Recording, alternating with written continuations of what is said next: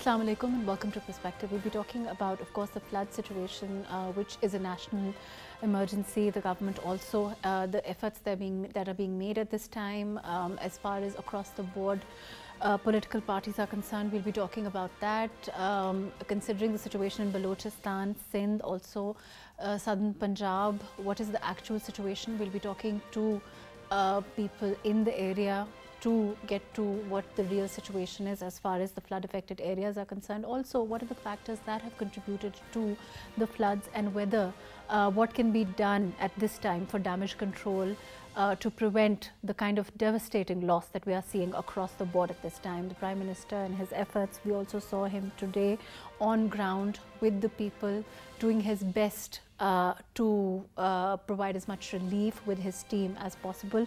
Let's see, let's talk about what all the government has managed so far, what the donor agencies are doing, what kind of floods, what kind of funds have been pledged by countries like the UK, all of that today. On Perspective, I have with me MAHRUKH, who's an environmentalist. Thank you so much for joining us today. We also have with us Ali Tawqeer Sheikh, who is a climate expert. Thank you for being with us. Later, we'll be talking to Dr. Amir Wali and Farah Azim Shah, also Farah Salim, on overall situation of the floods and what's happening on the ground vis-a-vis the relief efforts. All of that today. Munir Sahab, overall the situation as it stands today, what is your what is your opinion on the flood situation? Of course, it seems like an unprecedented amount of loss being suffered at this time, in terms of course, the loss to agriculture, the loss to lives. At this time, all there should be, and there has been, the focus of the government is on trying to prevent as much damage as possible. How are you looking at things overall? Of course, this is the extreme event in our history. Even it is larger than what we saw in 2010. But in fact, our government always develop policies and issue some guidelines to prevent such kind of damage that we suffer from such kind of incidents. This is unfortunate that we don't follow those instructions. That is the main crux of it, and that is why we suffer such kind of calamities. One, we know that climate change is happening, and Pakistan is one of the top 5 countries that is vulnerable to such kind of extreme events. Despite that, we are not investing, we are not able to invest the money is required to prevent such kind of extreme events, and to raise public awareness and to engage different stakeholders. So, is it a problem of pledging the funds to the right place, or in your opinion it is a question of having the funds in the first place? In fact, as a we are a developing country, and we are also have like less funds even to run our day-to-day affairs. Secondly, we don't have the capacity to pitch ourselves to the world community to have those funds. And thirdly, we cannot convince our stakeholders to play their role. And for example, like if we take one example of Sawat, that is all ruined right from Kalam to over 100 plus hotels and different bungalows were built on the edge of the river. So a lot of those hotels which have been completely wiped out are also the result of illegal construction? Illegal constructions. Okay. And secondly, we have timber mafia. Okay. That is very strong. No political party or no political government could do anything very concrete against them. And they have wiped out all the trees from mountain areas. That is why we are facing. There is such a lot being made of the. Let me go to Tawqeer Sahab. Tawqeer Sahab, there is such a lot being made of the tsunami, the tree tsunami by the last government. A lot was said about climate change also. Munir Sahab is saying that this mafia is so strong that really nothing could be done about it. Is that true? What's your opinion on that?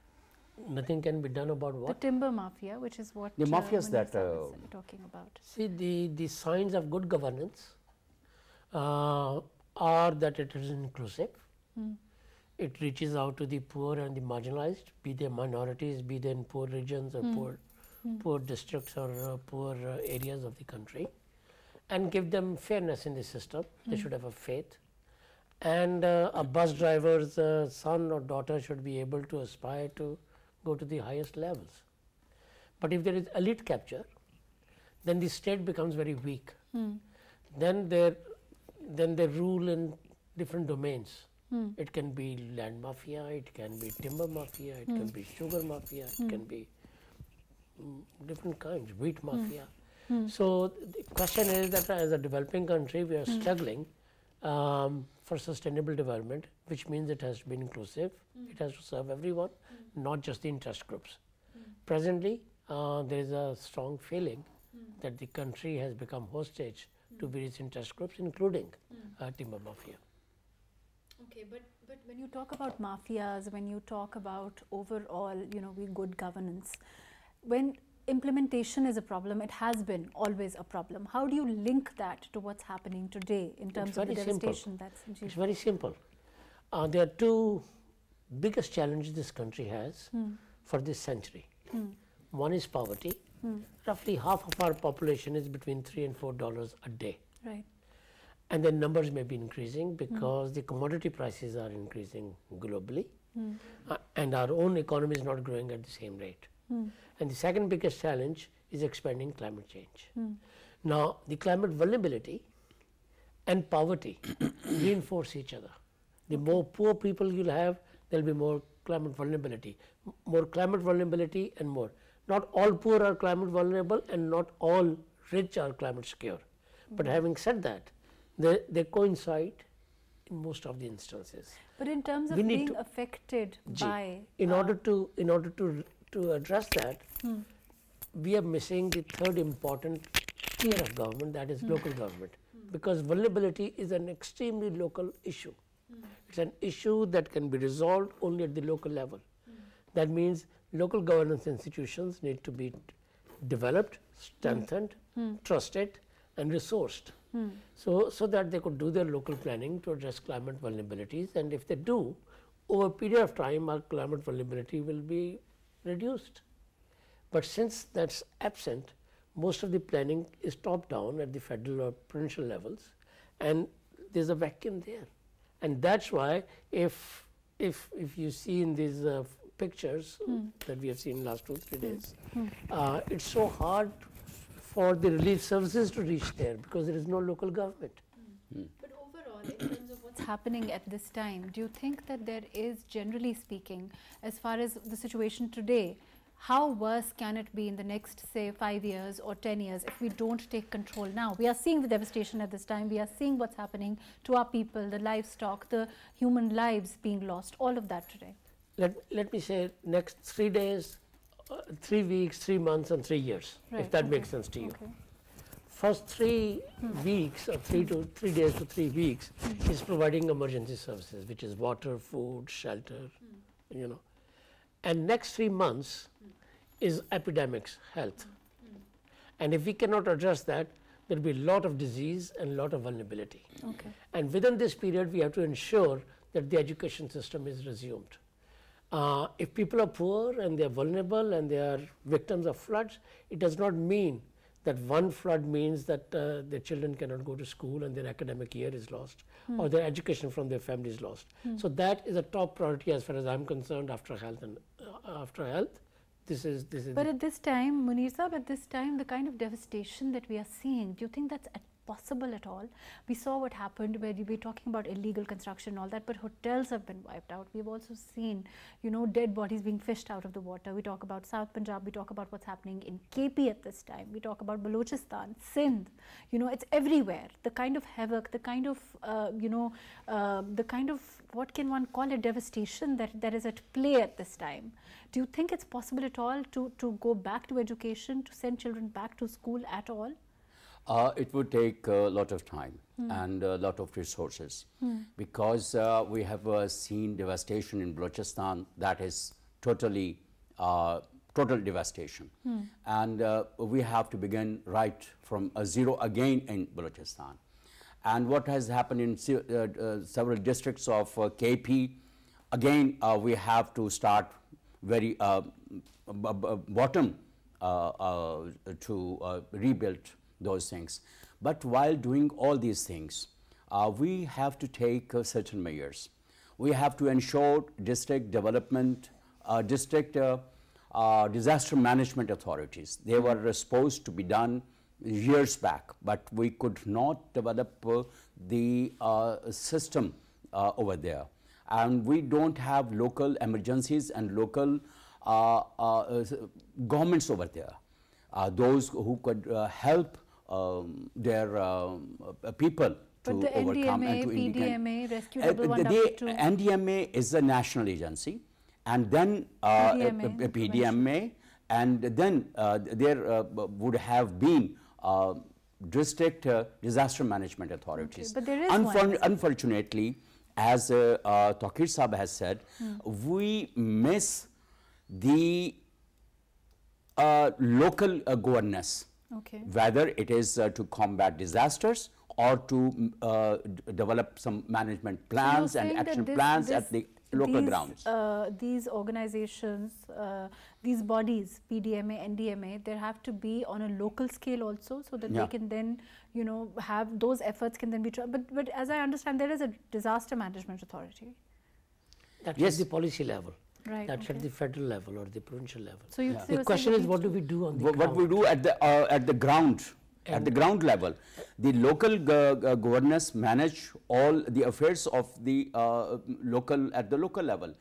The same things are being done. Play? When we talk about local bodies elections, when we talk about those elected representatives on the ground, don't they have to play a role also? They have to play their role, but in most of rather we don't have the governance local governance system in place at the moment. And since government was trying to have it, but I don't know what they were like, due to inclement weather, quote unquote, they were postponed. And what has been happening before that? And same is the case with Balochistan and KP. We don't, even in Punjab, I think there is no local governance. It has to be prioritized. It has to be prioritized. And it has to be in place before next monsoon. That's the point. You were highlighting the urgency. That's what I'm saying. As far as next monsoon is concerned, what are your predictions? I mean, of course, it's right now we are in the midst of this crisis, and of course that takes precedence over all else. But in your opinion, the next monsoon can be more deadly, or it can, you know, potentially be hazardous also? See, the weather systems cannot be predicted that much in advance. Okay. But looking at the climate change trends, this may be the beginning of a new normal.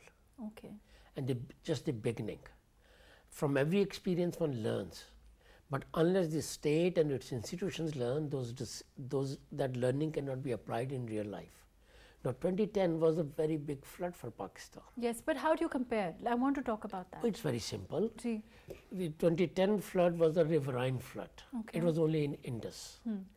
And it was very predictable in the sense that we knew that this is a middle level flood or a high level flood, and we knew its speed and how long it will take to reach to Sindh.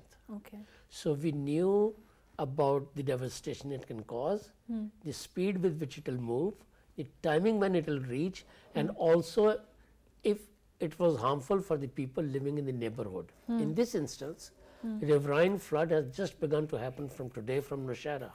Okay. A riverine flood has not happened. Tarbela and Mangla are just getting filled, and I hope there are no more rains to cause that. In this case, we have torrential rains, we have urban floods, we have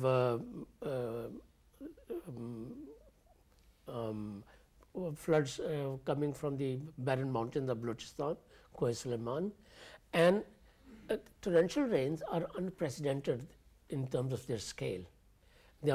So the fear is that in future, what if all these are non-Indus basin causes of flooding, and in last 75 years we have never paid enough attention to them.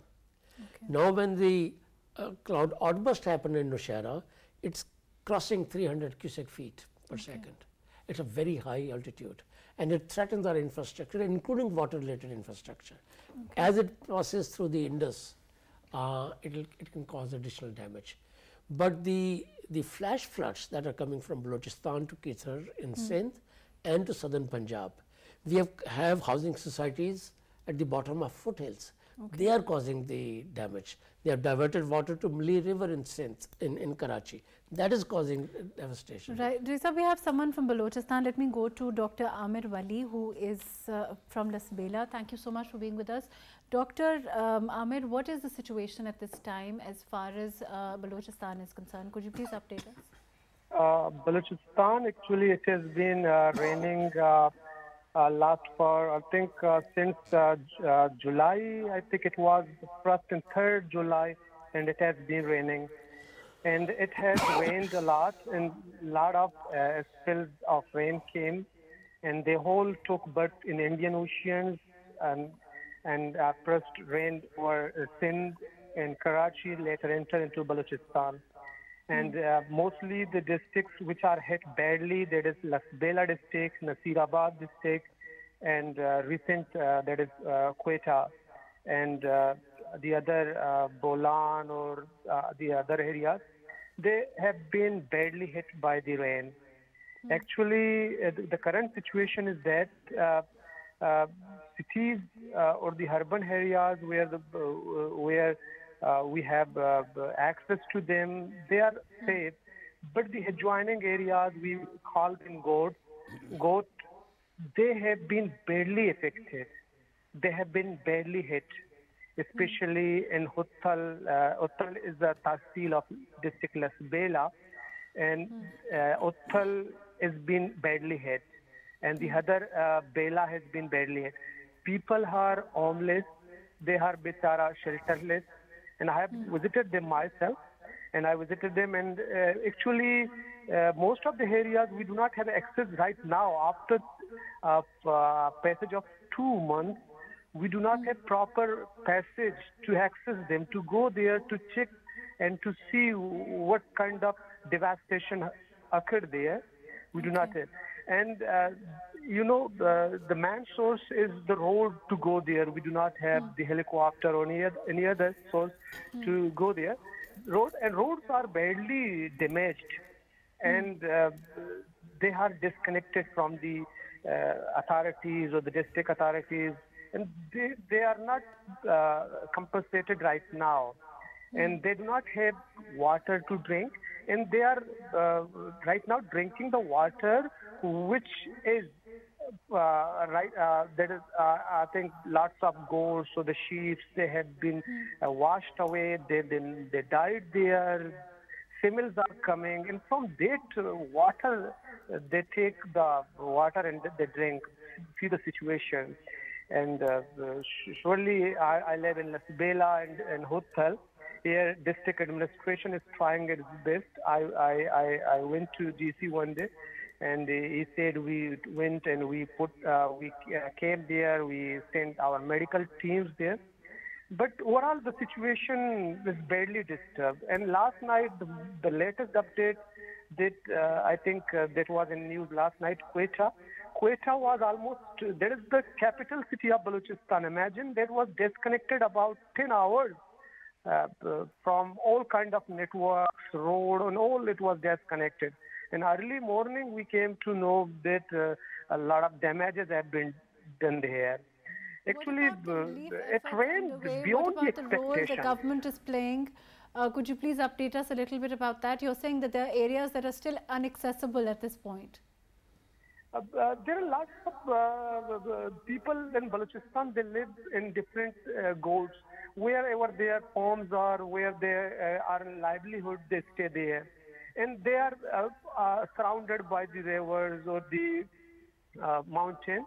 And water have come from the mountains, and they have either been washed out or they're all around water is there. So it's very difficult to access them. I think army officers, they use helicopter, PM I think use helicopter, went there. But it is very difficult for the local government, local administration or the local medical team to go there. I said I myself tried by using motorbike to go there to access them. I was failed to reach there. roads are badly damaged, bridges are damaged, they have been washed out completely.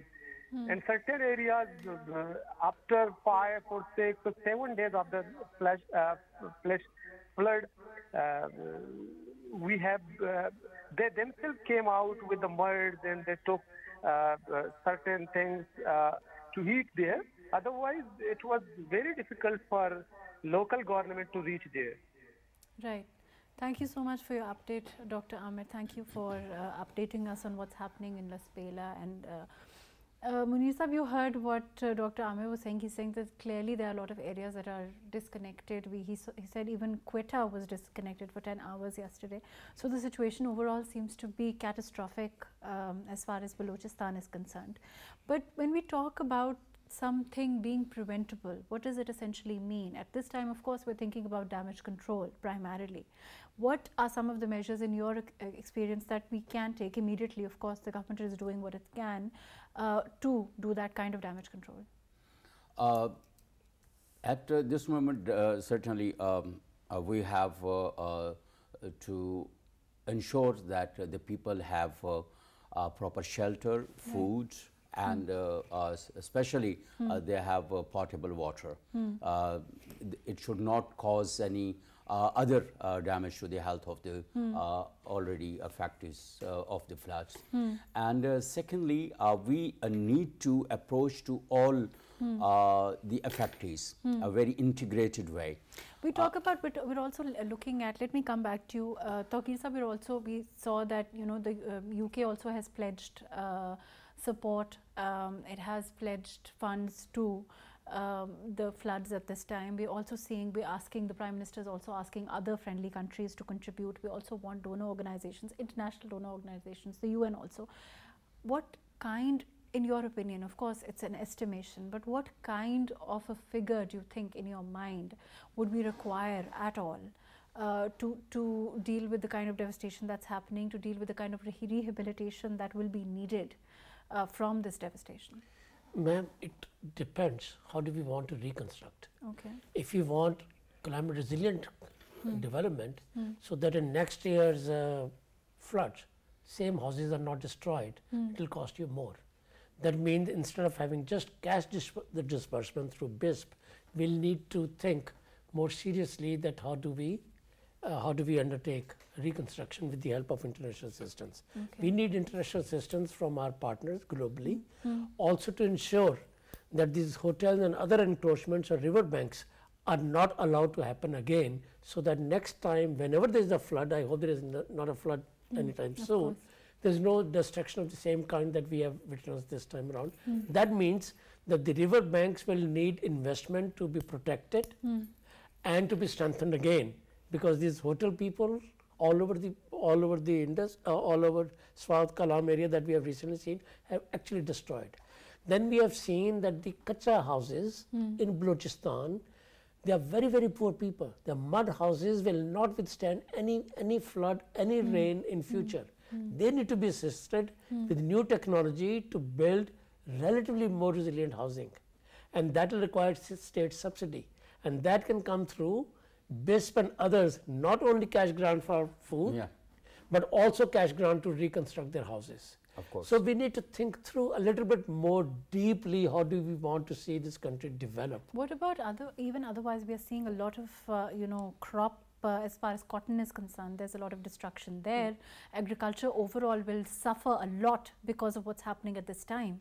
And as a result of that, we will see a food shortage. We will also see inflation. What do you think about those things? You see, the commodity prices are increasing everywhere in the world, and they're becoming more expensive.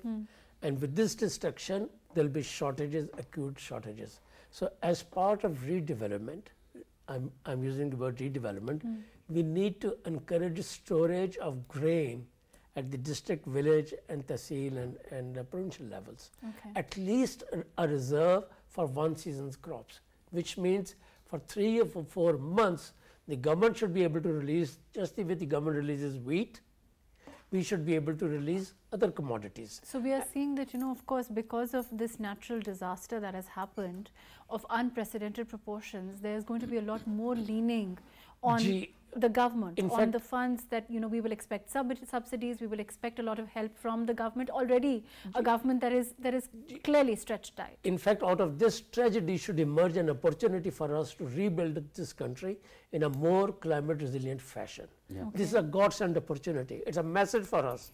How do we want to see our children and grandchildren live in this country? We don't want to see them as beggars. And that's why I mentioned that policymakers and international community's attention span is very limited.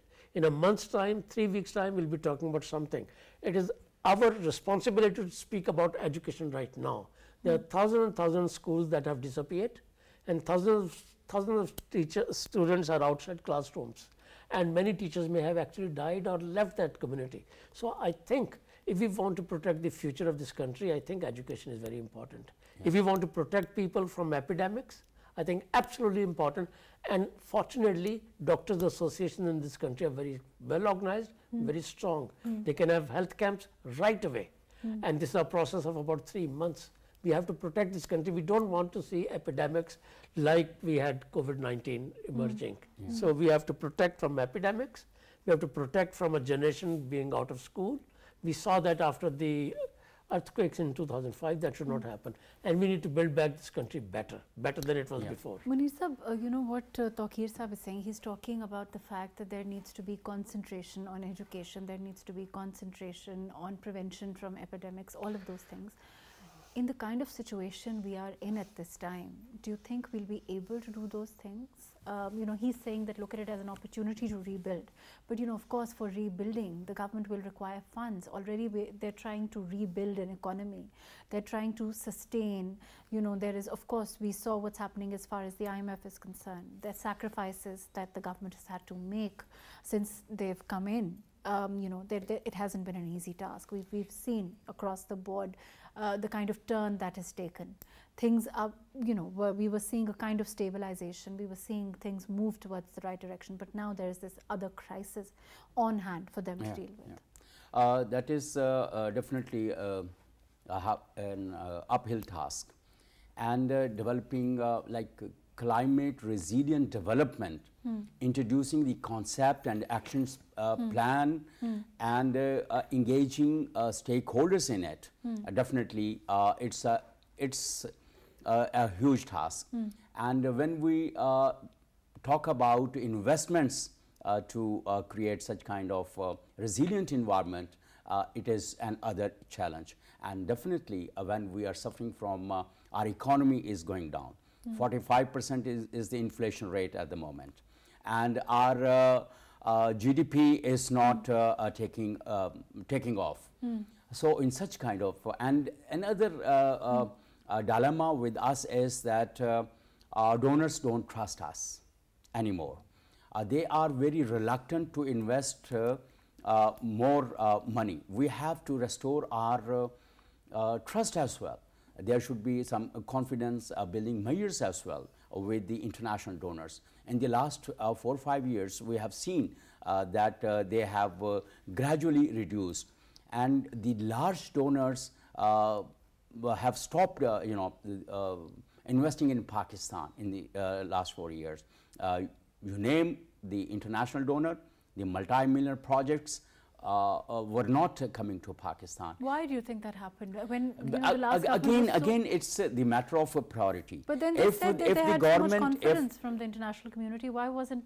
If the government have no priority of engaging international partners in the right way as they should be, definitely they would not. And secondly, it's the matter of how if the resilient, climate resilient development, or even the development is your priority or not. Government has to make it, as Tawqeer Sahab said, it's a matter of like a few weeks. Our politicians and decision makers will just forget what has happened in our country, and they may be moving away from whatever the situation at the moment is. They need long-term serious commitment to people. When we talk about climate change, when we talk about the effect of climate change, I think we've had a conversation on this before also, that it's not taken as seriously, Tawqeer Sahab, as doesn't this disaster highlight how important it is, and you know, the fact that it perhaps needs to take precedence over a lot of things if we are, you know, to be able to exist at all? I think this is an excellent question, and thank you for raising this. This is an existential threat to Pakistan. Okay. It's part of our national security paradigm. There's no bigger internal threat to Pakistan's economy and society and culture and its ecosystems than climate change. Okay. What happened in Balochistan? Balochistan is not a typical monsoon area. Please remember that. What has happened is that clouds and rain systems are coming not only from Bay of Bengal, but also from the Arabian Sea, which is the western monsoon system. Yeah. Okay. Now, people dying, livestock dying, everything else is very, very sensitive for all of us. But remember losing the topsoil? You saw that the way the topsoil is getting depleted, that's Pakistan's fertility, that's Pakistan's food security getting washed away. So we have to take climate change in its manifestations. When the flash flood comes, it brings fertility with it. Okay. Now, it kills people, of course, in the process, but it also kills the economy. It also kills or harms or hurts the ability to bounce back for a society. That's why I think it's absolutely important that we see it as a 3-point key agenda. Okay. First agenda is we must respect that water flows gravity. We should not have any development on its way. Okay.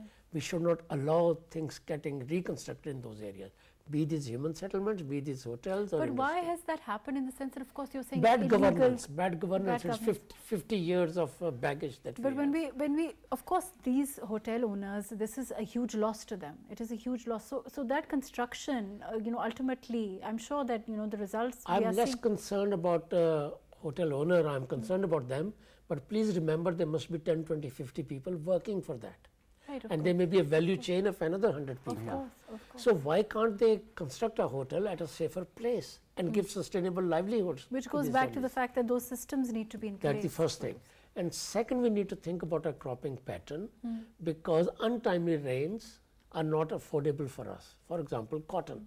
Cotton is a very big source of foreign exchange earning for us. If it gets damaged, as it got this year, it hurts the next fiscal year as well. Therefore, we need to focus on the types of crops that can withstand unpredictable water supplies. Okay, let me come back to you. We have with us Dr. Kaise Aslam, who's a senior economist. Thank you for joining us. Dr. Kaise, you know, overall, we're talking about the effects of these floods on economy at this time, also the numerous challenges that we were confronting anyway, as far as economy is concerned, inflation being one of them. What are some of the, you know, quick effects you see? Of course, we are going to be seeing food shortage, we are going to be seeing more inflation. What are some of the effects you think that we should be prepared for after this kind of an, you know, unprecedented devastation that we are seeing? Thank you very much. In the short run, I think not only that human life has been lost, human property has been lost, the crops have been affected, especially the rice crop, which is our exports, the horticulture, the dry fruits. They are all exportable, as well as these basic earnings of the people of the area. Tourism has been affected, and then a lot of money will be, and especially the cattle, the meat will be affected. There have been millions of washed away cattle. The effect will be that the budget will have to be spent on rehabilitation. There are railway lines, there are roads, there are that have infrastructure that has to be rebuilt. So a development expenditure will have to be shifted from other projects of the budget, and I agree that the next budget will have to be affected. Our foreign exchange will have to be affected.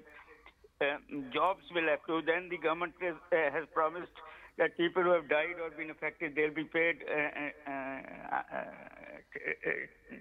1 million rupees and 25 rupees for property, that is going to affect the budget.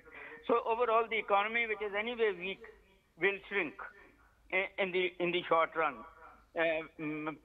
And naturally, it will take time to rehabilitate people, to that water to recede, and the lands to be cultivable once again. We need to find out now that, the inflation is going to go up. It is 44% now. It is going to go up to about 50%. The dollar is going to go up because we are importing things, energy sources. We can't. Our gas supply has been disrupted. So I think it is a very big challenge on the economy as such. And now that there is a conflict between the KPK government and the federal government about the money that has to be taken away and spent on rehabilitation, I think either we will have to convince IMF, or the IMF conditions might not be met. So there is a issue there also, which might delay the strength that has what to come. What do you think as an economist? What can we expect there?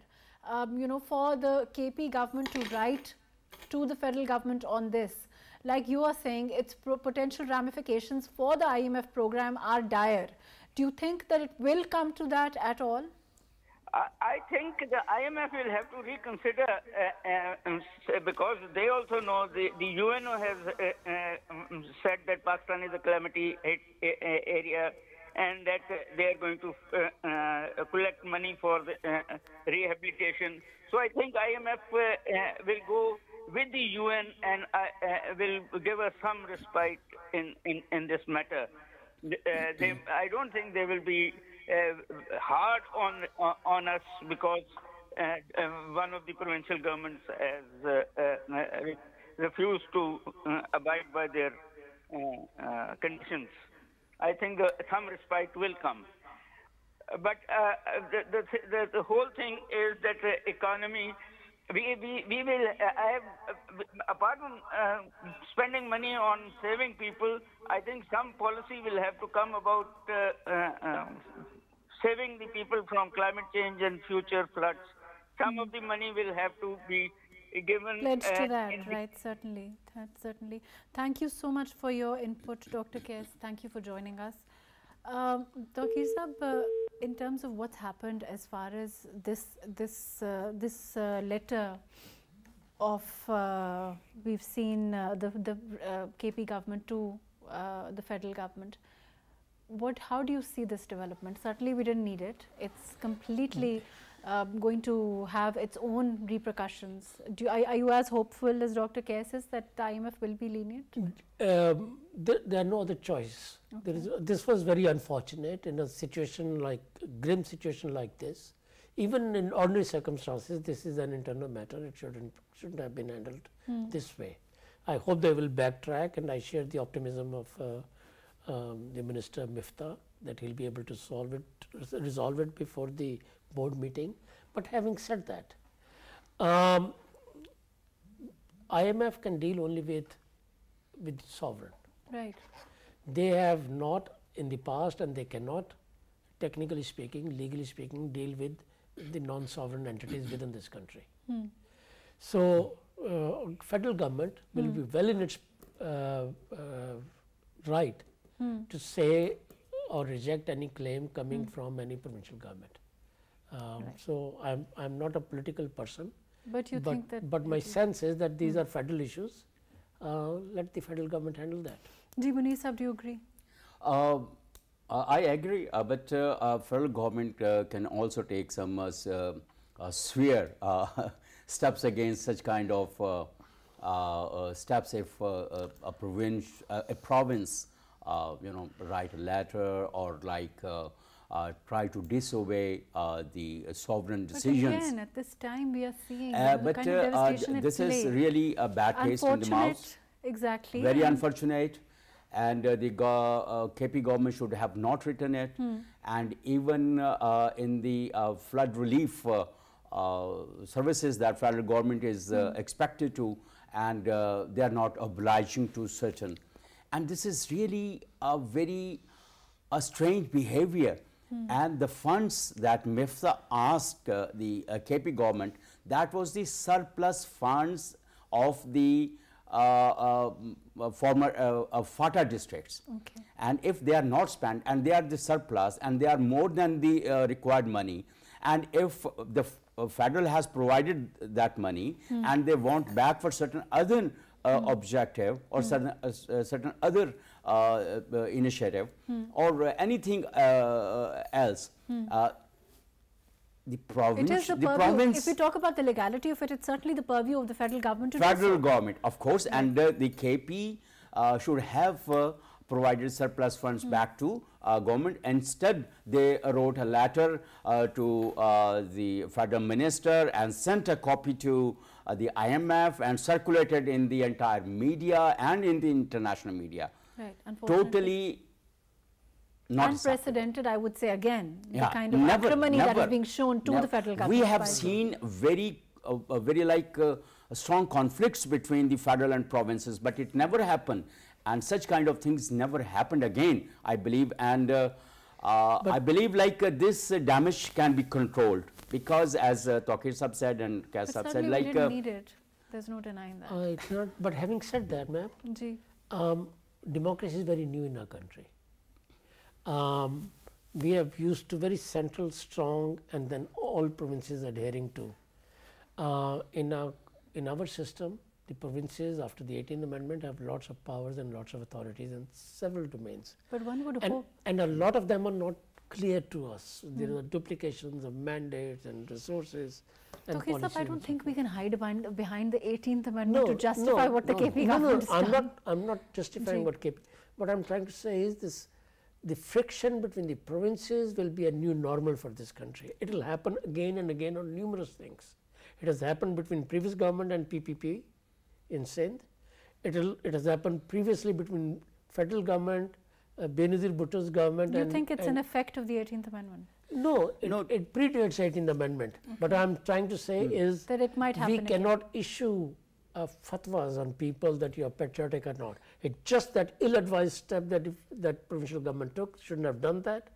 And federal government is well within its right to claim that it's a federal issue, you better stay away from it. Right, unfortunately that's in fact, the 18th Amendment was to strengthen the local structures and the local governance, and it was not to create conflict with the federal. I think this is a topic that we would like to take up later on in other program. Thank you so much for being with us. Munir Ahmed Saab, thank you for joining us. Ali Tawqir Sheikh Saab, thank you for being with us. Dr. Amir Wali, thank you for your update. Dr. Kais Aslam, again, thank you for updating us on the relief efforts at this time. Overall, certainly it is a disaster of this kind of unprecedented proportions. Certainly, is a case in point for the kind of unity that is needed to rebuild Pakistan in the event of this kind of a disaster. But unfortunately, the letter from the KP government to the federal government highlights the kind of acrimony that is being seen across the board. It's unfortunate. It should not have been done. It also indicates the fact that there is clearly that absence of unity that should be there to deal with a crisis of this epic proportions. Let's hope that perhaps we can strive towards some kind of an accord that only is supposed to work for what's better for Pakistan at this time where so many are struggling just to survive. Thank you so much for joining us today on Perspective.